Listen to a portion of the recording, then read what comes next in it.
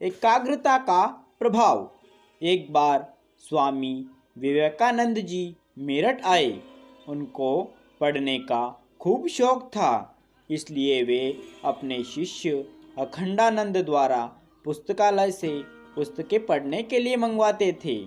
केवल एक ही दिन में पुस्तक पढ़कर दूसरे दिन वापस करने के कारण ग्रंथपाल क्रोधित हो गया।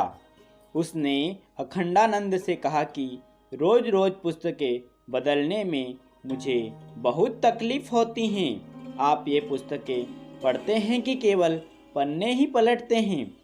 अखंडानंद ने यह बात स्वामी विवेकानंद जी को बताई तो वे स्वयं पुस्तकालय में गए और ग्रंथपाल से कहा, ये सब पुस्तकें मैंने मंगवाई थी, सब पुस्तकें मैंने पढ़ी हैं। आप मुझसे इन पुस्तकों में से कोई भी प्रश्न पूछ सकते हैं।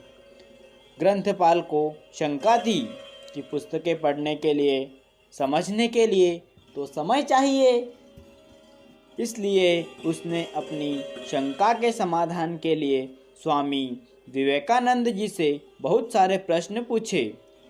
विवेकानंद ने प्रत्येक प्रश्न का जवाब तो ठीक दिया ही, पर ये प्रश्न पुस्तक के कौन से पृष्ठ पर हैं वह भी तुरंत बता दिया।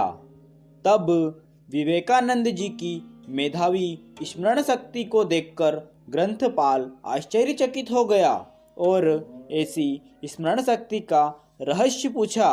स्वामी विवेकानंद ने कहा, पढ़ने के लिए जरूरी है एकाग्रता, और एकाग्रता के लिए जरूरी है ध्यान, इंद्रियों का संयम। बच्चों को किसी भी क्षेत्र में आगे बढ़ने के लिए रोज ध्यान और संयम का अभ्यास करना ही चाहिए।